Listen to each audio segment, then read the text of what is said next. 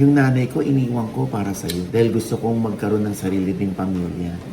Yung nanay ko, tiniis ko. Kahit lagi niya akong tinatawagan, bisitahin siya, o doon na ako tumira, doon na tayo tumira. Pero mas pinili ko sa'yo. Anong kindness ang inihingi ni Pernilla gayong hindi naman niya ito na ibigay sa pamilya ni Andy? Hindi pinansin, inisnab, at iniwasan ni Catriona si Moira. Bakit so parang ganun? napahiya nga yung mukha ni Moira eh. Hindi nga, kasi nga, May issue ba silang dalawa? hindi ang nakarating sa atin. Pero sa pinakita ni Joshua Garcia, ay, talagang perfect. Talagang binayayaan ng Panginoon. Ba't naman gano'n? Nasa'yo na ang lahat. Guwapo Uy, kahit naman si ako. DJ. Ito na ang latest, kaya tumutok ka na, dali. Ito na nga!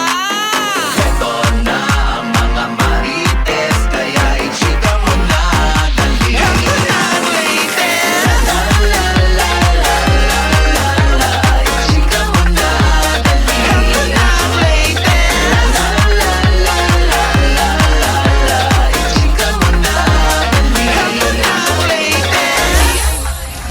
Hello mga ka-update, ito po ang inyong mga lingkod. Boss mo mamaloy! Ito si Joseph Popo. At ito naman po si Papa O, si Odi Diaz. Ano pa nga ba ang lagi niyong inihirit sa amin? Ay! Ichika mo na! La la la la la la la, ichichika na namin dali. Oy, kapon ka! Sawali ka! Meron pa na yung hangover. Hangover ba yun? Tawag Oo. na. Sa sa ating Thailand trip. Oh. Siyempre, yun ay sa pagpapacilitate ng Trajet International Yes. Travel and Tours. Oo. Oo. At siyempre, kahit very, very 3 nights and 4 days naman Yes. tayo, naging memorable naman ito. Oo, kasi nanay, nasulit natin yung oras natin dahil nasunod natin yung mga itinerary na binigay sa atin ng Trajet. Correct. Diba? Oo. At syempre, Diyos ko, parang halos sa yata araw-araw may follow-up, may update dito sa Di Umano'y Hiwalayan o Awayang Andy Eigenman at Philmar Alipayo. Teleserye na. Grabe. Kada araw may bagong episode. Oo, talagang Oo. syempre, lahat yan ay binibihad na ng dalawa, no? Mhm. At nakakalungkot nga dahil iba-iba yung reaksyon ng mga tao. Depende sa kung kanino silang narrative maniniwala, kung sa narrative ni Andy Eigenman o sa kwento ni Philmar. Yun nga, Oo. Nay. Siyempre, ang pinagmulan daw nito away mag-asawa, Nay. Mhm. Na biglang merong isang friend na kasama sa eksena. Oo. Dahil nga daw magkaroon ng big fight itong si Andy tsaka si Philmar. Tapos, while they are not okay, si Philmar naman, ang nakasama yata niya, yung friend niyang foreigner. Na si Pernillas Jew. Yun nga, Nay. Oo, at ito Oo. pala ay ninang pa Ay, Oo. ng anak ni Andy at ni Philmar. Mhm. umami. Oo, medyo nag-trigger lang yung galit o yung sapanta o yung kutob o yung intuition ni Andy dahil nga yun na nga nagpatato, parang nag-couples tattoo sila Yes. na 224, today, tomorrow, and forever pala yun. Ay. Oo, yung iba naman iniisip since February 2024 pa daw yung kanilang di umano Oh. ay relationship na ngayon lang na pagtagpi-tagpi ni Andy Eigenman ng mga events. Oo. Diyos ko, nakakaloka ito. Pero sabi ni Andy Eigenman, dahil nag-reach out daw siya dun sa girl. Tapos dahil hindi nga siya sinasagot, kaya daw, ayan na yung naging resort Nagduda niya. na siya. Nag-post na siya. Kasi nga hindi siya sinasagot ng babae. Kasi kumbaga para siguro ma-pressure niya na sumagot pag nabasa. Oo. Actually, tinanong ko nga si Brenda, no? Dahil Oo. si Brenda natin, si Oh. Ate Mrena. Bakit? O kasi daw, ang pagpapatato daw o yung couples tattoo, sagrado daw yun. O, syempre ako naman parang feeling ko, pwede naman magpatato ang magkaibigan. Kung ano yung meaning nila, since Oo. matagal na silang magkaibigan, ilang taon na? 10 years. 10 years na silang Oo. magkaibigan. Ikaw ba magpapatato ka, Diyosa? Sa bagay, Tito, hindi naman ako mahilig magpatato. Pero kung ako doon sa kumare, hindi ko nagagawin yun dahil baka mamaya pag-isipan pa nga. Exactly. Dapat daw ay ikinukonsulta ni Philmar kay Andy yung bagay na yun. Kaso nga na yung nangyari yung pagpapatato, magkagalit silang dalawa.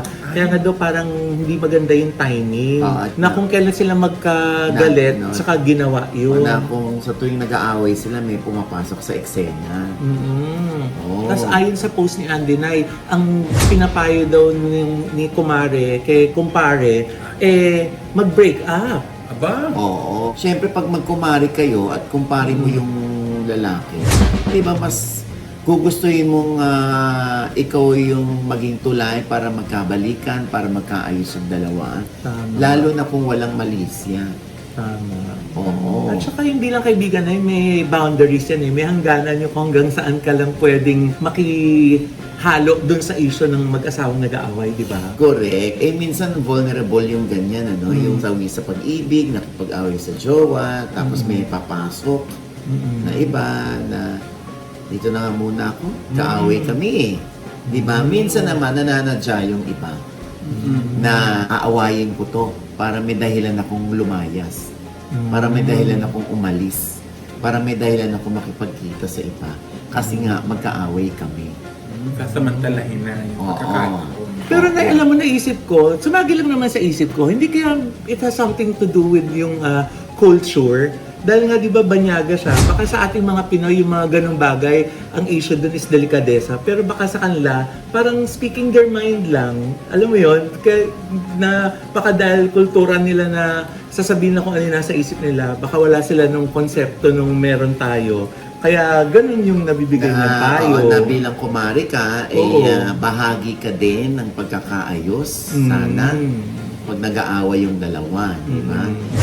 Samantala, naglabas din ng post ang inililink na foreigner kay Philmar na matagal na nilang friend. Nakikiusap ang Swedish na si Pernillas Joe sa mga tao to be kinder, na sana'y huwag silang i-judge dahil hindi naman daw alam ng mga tao kung ano talaga ang sitwasyon at totoong nangyayari. Samantala, sa mahabang statement na ito ni Pernilla ay hinahanap naman ng mga tao ang pagdi-deny ng foreigner. Simpleng sabi lang daw na this is not true at all. We are just friends for a decade. Pero wala namang sinabi sa post. Kaya hindi maiwasang mag-conclude ng marami na totoo ngang may relasyon si Philmar sa naturang foreigner. Yung iba'y nagsasabi pa ng anong kindness ang inihingi ni Pernilla gayong hindi naman niya ito na ibigay sa pamilya ni Andy. Ano nga ba ang totoo, Philmar? Totoo ba ang kutob ni Andy? Kasi nga hindi daw siya sinasagot, sabi ni Andy. I reached out to her, but she ignored me.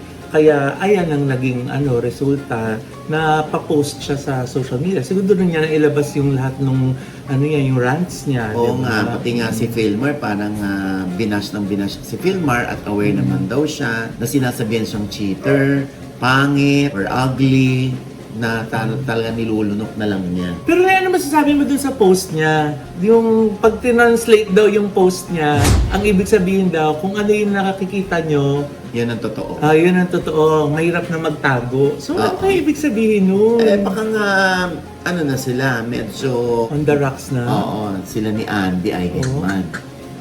Kaya, nako, Diyos ko, mahirap namang sumausaw dito, no? Kasi dumidepende lang tayo sa narrative ng bawat isa. Kung sino yung paniniwalaan natin na explanation. Kung minsan kasi may mga lalaki, man of few words yan, ay na mga makipagtalaktakan sa babae, di ba? Ang nakakaloka dito, no? Siyempre, ako lang naman to. Parang medyo na-awkward ako sa, ba't hindi nila pag-usapan? Ba't sino-social media nila? Yung bang parang, di ba, problema yun ng mag-asawa.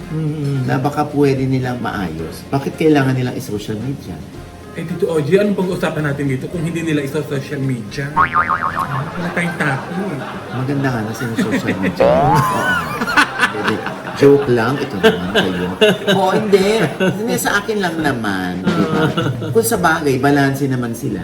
Kasi pag masasaya naman yung kanilang mga araw, binabahagi din nila. Yes. Kung paano ibinabahagi rin, lalo na ni Andy, yung kanilang mga bad days nila, yung mga himutok, yung hinanakit. So, balanse lang din si Andy. Siyempre, ako naman, nandun ako sa, teka muna, baka yung mga anak, lalo na si Ellie, kahit anak niya ito kay Jake at hindi anak kay Philmar, baka alam niyo, Maapektuhan. baka maapektuhan, baka pagdating sa school, di ba? Tanungin ng mga kaklase, parang ano kinalaman niya doon, di ba? So, yung mental health pa ng bata, ang ika nga Suffer. magsasuffer, di ba? Kaya, sa akin lang naman yun, parang sana pag-usapan nila, feeling ko naman, kung nakuha niyong i-social media yan, baka social media rin o yung mga netizens din sa comment section ang makakapagpa-realize sa inyo. O baka, syempre, baka makabasa kayo. Tama yan, Andy. Naku, naman si Andy. Alam mo yung ganun?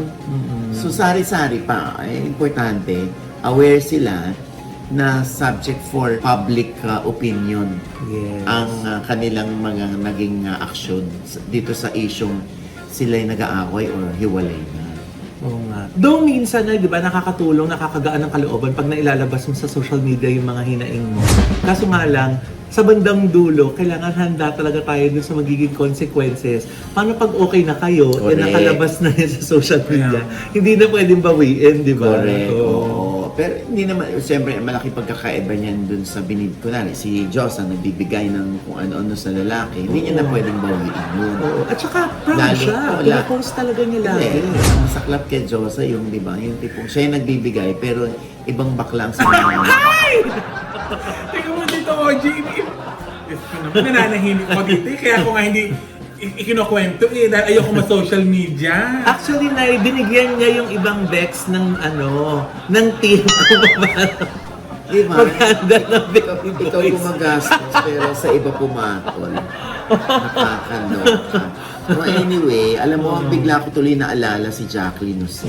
Oh, bakit? Oo, kasi di ba nung in-interview ko si Jacqueline, off-cam, yung siyempre nabanggit ni Miss Jane, no, na parang gustuhin man niyang magalit, magtampo, o maghinampo kay Andy dahil pinili ni Andy na mamuhay na sa Siargao bilang gusto niya maging probinsyana o gusto niyang mamuhay sa probinsya, tinanggap na lang niya, although pinipilit niya yung kanyang sarili na tanggapin na ganun talaga, hindi mo naman habang buhay makakasama anak mo, hindi magkakaroon ng sariling pamilya yan, yan ang gusto ni Andy. Sinunod niya yung kaligayahan Oo, niya. oo. Kaya yung kanya, yung pinagpipray na lang daw niya lagi si Andy, kahit wala sa paningin niya, na sana tuloy-tuloy ang kaligayahan ng anak ko.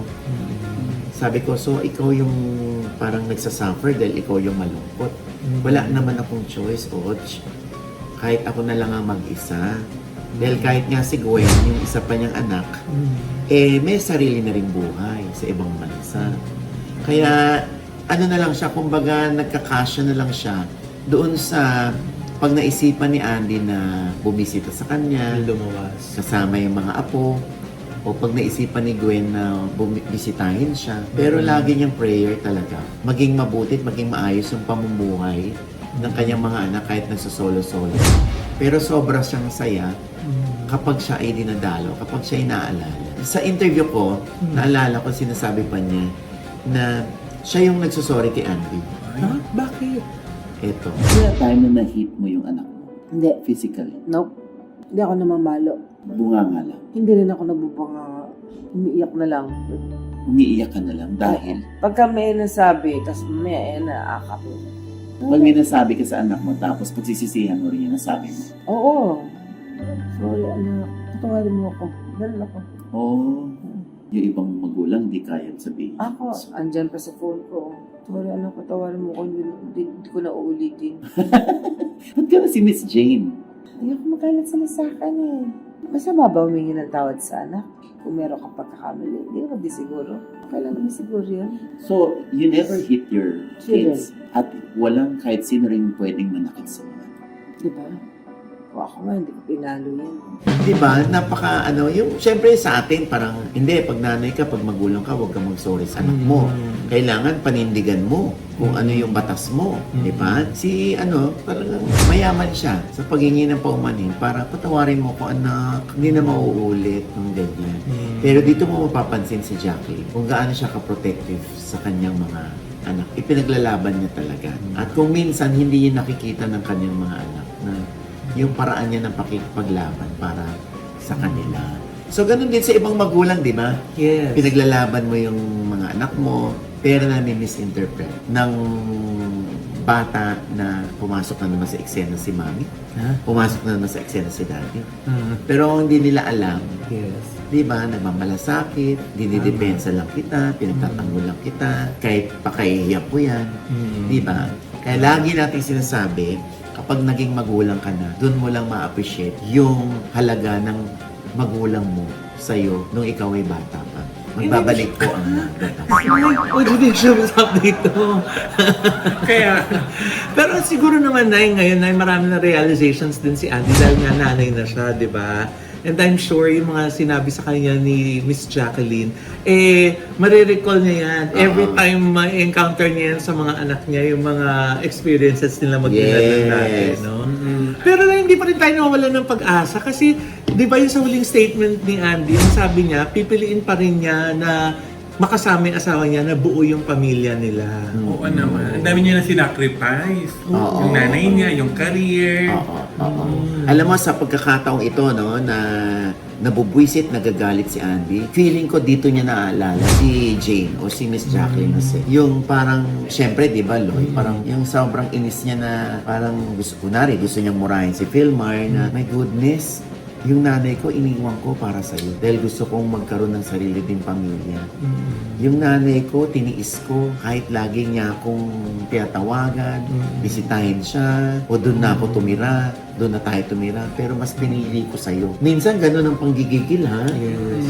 Yung give up ko yung nanay ko, ha, para sa'yo. At saka yung career niya, Tito Ogie, i-give up niyo yun para kay Philmar. Hindi pa naman siya laos nung time na yun. Oo, nasa peak siya nun, di ba? Nasa peak, oo. Nagbibida siya sa mga teleserye. Ay, naku, Diyos ko. Saan na kaya ito patungo, no? The Alam mo, things we do for love, di ba? Yes, ang prayer lang natin talaga ay maayos yung Yes, sana. kanilang relasyon ni Philmar. At syempre, magbigay linaw na rin yung girl, yung foreigner, kung ano ba talaga ang totoo. Diba? Para sa ikakapayapa o ikakagaan ng loob ni Andy. Sana maayos yung communication lang. Lalo na kung matagal na rin pala sila magkumare, di ba? Ayan, diba? Pumapasyal pa sa kanila, diba? Sana misunderstanding lang ang lahat. Correct. Yung ibang netizen, Tito Ogie, kinoconnect dahil Year of the Snake daw. Oo nga. hindi kasi nabanggit niya, di ba? Dun sa isang unang post niya. At saka masakla kasi Feb ibig sabihin, di ba? Love month pa, February, di ba? So ano gusto mo mangyari, Tito Ogie? Bakit? March na sila mag-aw. Parang hindi February, kailangan kay schedule. Gaga! Coincidence! Ito naman si Joseph, si sasampalit. Pero na, ito hindi pa naman tapos ang buwan. Malay mo maayos at matuloy ang kanilang love month, Correct. di ba? Oo, ayan. Kaya lang, parang si Catriona Gray, Oh, wala siyang pag-ibig. Para kay Samuel B, Tito Ogie. Hindi. ang tagal na nun, ha? Para kay Moira de la Torre. Ay, Oo. bakit? Kasi sa isang event, isa-isang inintroduce lahat yung mga endorsers o mga brand ambassadors. Tapos, pagdating kay Moira, basta panoorin na lang natin.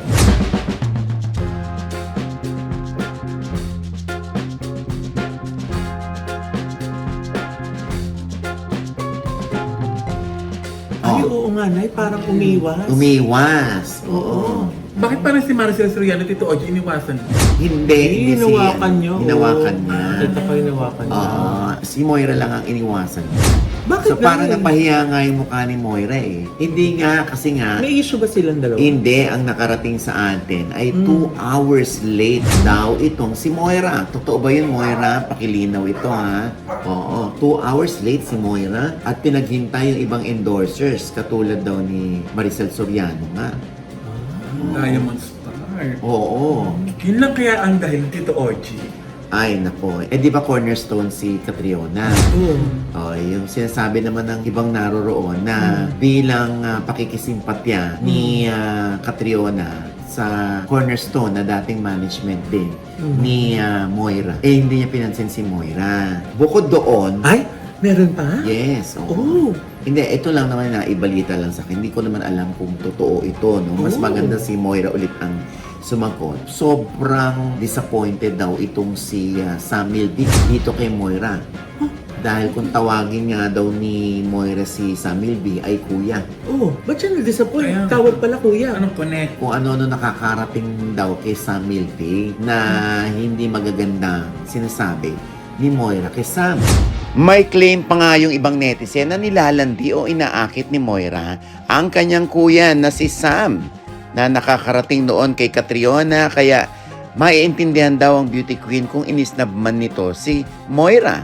Grabe nga ang mga netizen. Naglalabas pa ng resibo kung gaano ka-close sina Sam at Moira dati. At yung iba'y binibigyan ito ng meaning.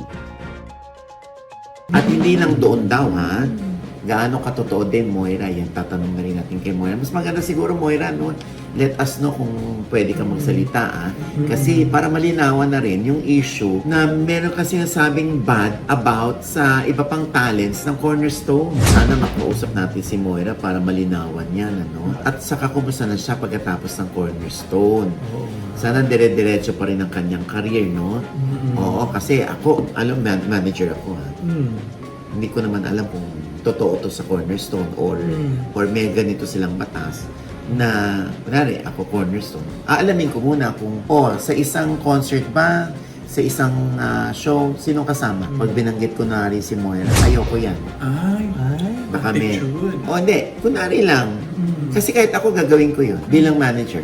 Kasi kung hindi magiging komportable yung ibang artist ko dahil makakasama nila yung isang artist na ayaw nila, mas papanigan ko o mas hindi ko na itutuloy para hindi na mag-clash yung mga talents ko at yung hindi nila kasundong artist. Hindi ko lang alam kung may ganyan ng Cornerstone, ha? Pero sad yan for Moira. Kaya dapat mas maganda. Kung feeling ni Moira nakasakit siya ng mga kalooban, baka pwede siyang magkaroon ng pagkakataon na humingi ng sorry or Yes. makipag-dialogue sa Cornerstone. Yes. Oo. Diyos ko po. Correct. Sa panahon ngayon, napakasarap ng may peace of mind. Ay, Diyos ko. Eh, wala kang kagalit at saka kasundo mo lahat. Yes. Diba? Napakasarap din namang tingnan sa mata ng mga bading. Yun namang nakita kay Joshua Garcia. Ay, anong nakita? Oo, yung pictorial for Ito, bed. Orgy, nakasave na agad sa Ay! gallery ko. Kailangan ko dito. Grabe. Ayan ba, Nay? Oo. Nakasave na agad dito. Nagtatanungan ng mga Pinabayan. nagtatanungan yung mga bading kung ano ba ito. Ano nga daw ba yun? Oo, wala naman daw labakara. Ay, Ako parang feeling ko wala. nakapali. Ay, Ako feeling ko wala. Oo. Talaga? Pero usually, yung mga Oh. ganyan, para lang pag-usapan. Di Hmm. ba may mga ganyan na pajigasin mo muna ng konti? Ang swerte naman na nagkatiga. Baka siya mismo. Kasi di ba, Nay, naalala mo yung isa ring brand ng underwear, yung kay Joseph Marco? Di ba, naloka din ng mga Oo, hindi pinapajigas ng Mga konti yung ate. gano'n. Ah. Kasi para mas magkaroon ng kurba at mas magkaroon ng katuturan yung pinopromote na underwear. So, kailangan may makita sila, may bumakat na Jukol Express. Ay! Nauntog ba, Nay? Ah? Nauntog ba? Nauntog? Oo. Bakit? Nagkabukol eh. Ayun na. Nakakaloka, hindi ba? At saka sa panahon ngayon, Tito Oji, kapag wala kang bukol, pagtatawanan ka, Tito Oji. Ganun ba? Oo, pagtatawanan. Naku, Kaya iba-iba pala bash madalas ka. mo kung pagtawa. Ha? Bakit? Tingin na tingin sa bukol. Ay! Kaya nga siya hindi tumatawa. Kasi na malaki daw yung bukol. Hindi tatawanan Medyo nila malakas yung pagkakauntog mo. Gusto mo matikman yung bukol. Ay! Ano ba yan? Hindi, totoo naman talaga, Tito Oji. Tinatawanan ng mga bakla kapag yung isang mga model ng underwear is wala masyadong bukol. Hindi, yun nga. Kasi dun sa mga hindi nakakaalam, no? May mga ganyang senaryo. Yes. Tutorial. Oo, punta ka muna sa likod. Pajigasin mo ng konti para medyo may jukol. Ganon. May mga ganon. Yun yung mga nagmumodel-model, yung rumarampa, di ba? Oo. Di ba? Mini-make-upan yung kanilang dibdib para Magmukhang maging abs. magmukhang abs, di ba? Oo. Oh, ganun din sa pictorial ng mga underwear. Pinapatelag nila ng bahagya yan. Otherwise, telag mo na talaga. Ganon. Eh, tinan mo naman, tama naman yung naging desisyon nila. Kung gano'n na, yung pinagawa kay Joshua, ha? Tama naman, tinan mo naman pinagkagulan na baliw-baliw yung mga bating, di ba? Paano kaya Tito Oji kung tulog pa yun? Ha? Kamaingay. Baka magising. Hindi, tsaka ang sarap tingnan Tito Oji nung may pag-ganon siya. Tapos ang alam mo sa kanya, ito parang mga... Ano ang sarap mo? Ano ang sarap tignan? Kasi nga bakla ka, ganun na. Period. Diyos ko talaga sinasabi. Hindi, feeling siya parang simpleng tao, yung parang pa-demure, tapos biglang may pag-ganon siya. Hindi, ngayon sexy kasing tignan yung mga Oo. pictures. Oo. Oo. Dahil kahit si Enchong may ganyan din Oo. May magbukol din ng lolo mo. Oo, di ba? Actually, maraming ganyan. Meron nga, di ba? Hindi na kailangan. Kasi yung kahit hindi pajigasin, Kahit tulog. kahit tulog, parang bumangon. Ay! Oo. Tsaka normal naman yun dahil sa mga underwear, advertisements, lalo sa men's, di ba? But yung mga foreigner, di ba, wala naman tayong issue pag Correct. halimbawang nakikita natin na Hindi, dito ganun kasi sila. sikat si Joshua. Pangalawa, hindi naman kilala si Joshua bilang sexy actor. Or Dramatic actor. Oo, or nagaganong-ganon ng pictorial, di ba? Nae-eliable lang yung mga bakla pag yung sa TikTok during pandemic, di ba? Yung mga ganong-ganon siya. Oh, yes. Oo. O yun. Pero ito kasi, bukol na yung Malaking bagay. Oo, Malaking bagay talagang itinas niya ang bandera ng mga Batanggenyo. Grabe. Pwedeng pag sugahan ng baka. Do you want to see more of that kind na pictorial from Joshua? Oo naman. Oo. Oo naman. Oo, tsaka gwapo si Joshua. Ano ka? Oo naman. Hello. Diba? At saka Tito Oji, wala na magko-comment na gwapo ka lang pero mas malaki ang akin. Kasi may mga ganyang lalaki nagko-comment. Ha? Pag sinishare lalo ng mga babae, uy, naku, gwapo lang yan pero mas malaki ang akin. Pero sa pinakita ni Joshua Garcia, ay, talagang perfect! Talagang binayayaan ng Panginoon. Ba't naman ganon? Nasa'yo na ang lahat. Kaya, gwapo Uy, kahit lang. si DJ. Si DJ ka bumababa ng van or nandun sa van, di ba? Oo. Ay, parang nakangiti si DJ pero parang galit. Nakita ko yan. Parang, hindi naman lunes, pero may flag raising ceremony. Hindi kaya nakakaatat Tito Oji kasi nga mga nakapantalon pa sila. Hindi pa sila guhubo noon Talaga ang mga kabaklaan at mga kababaihan talaga naman naglaway. Imagine niyo, nakapantalon pero may pabukol. Paano na kaya? Uy, tama na, tama Yung na. mga salita ni Sabihin, alam ko kayo Josa. mga bakla, yan ang Oo. pinag-uusapan nyo. No, tama. Grabe si Josa. Kakaloka. Keps naman ang pag-usapan. Hindi kami makaka-relate. Well, I think.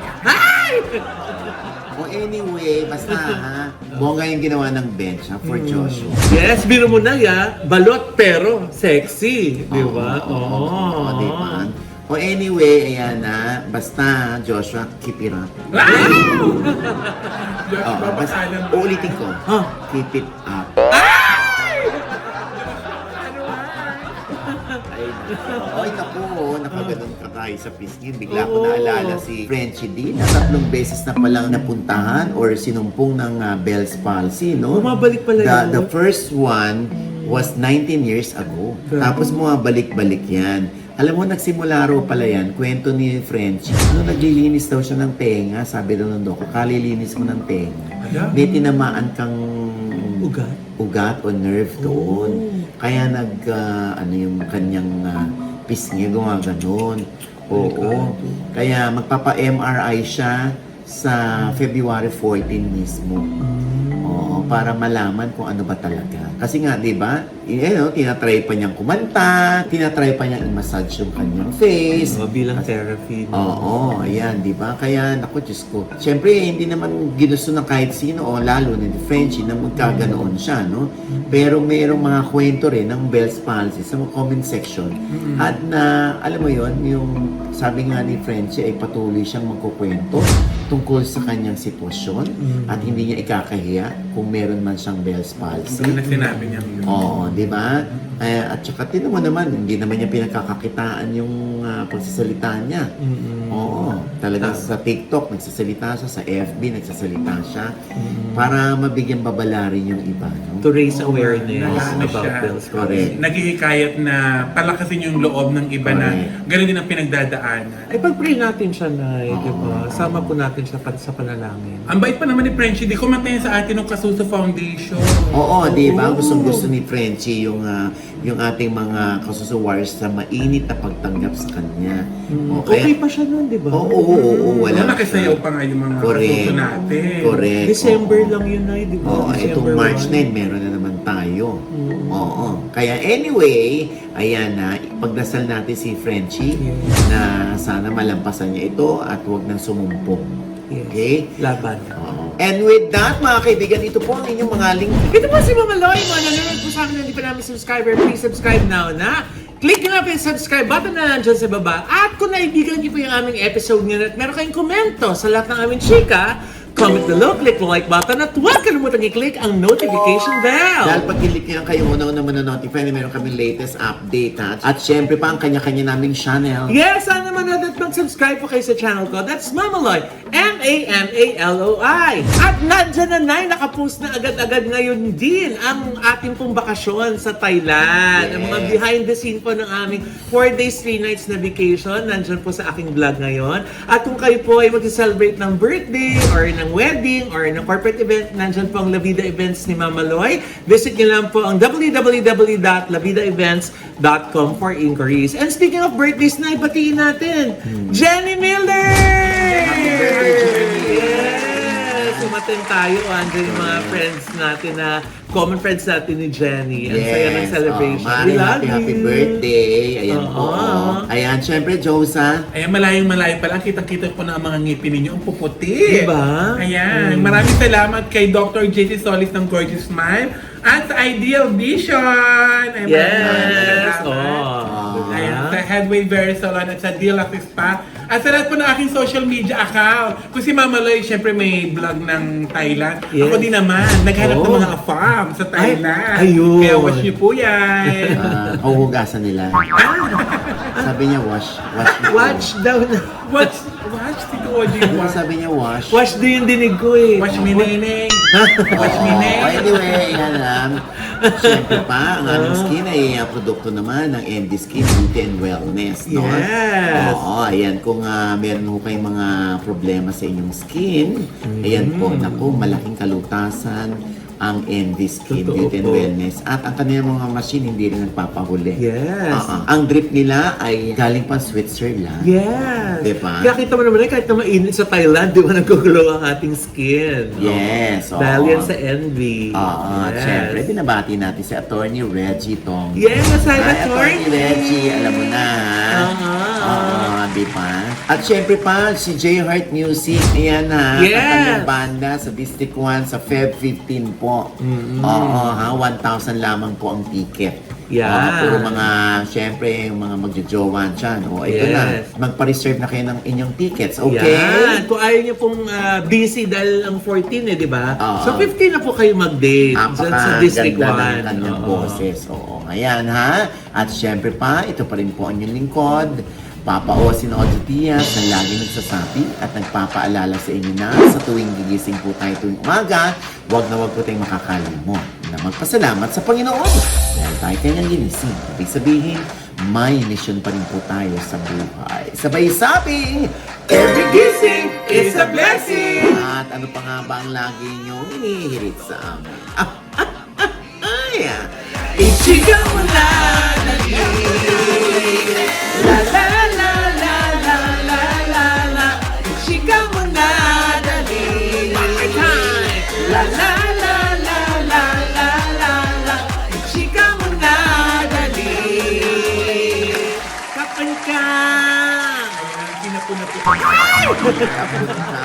Cut kung cut!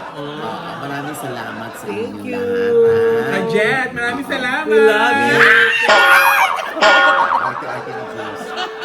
Hindi ba magaling yung yung sugat? Di ba na- nagpakipay ako? Di ba na tinanggal yung bukol? Oo nga, nakakaloka. Nagpakipay po si Diyosa. Ang baho.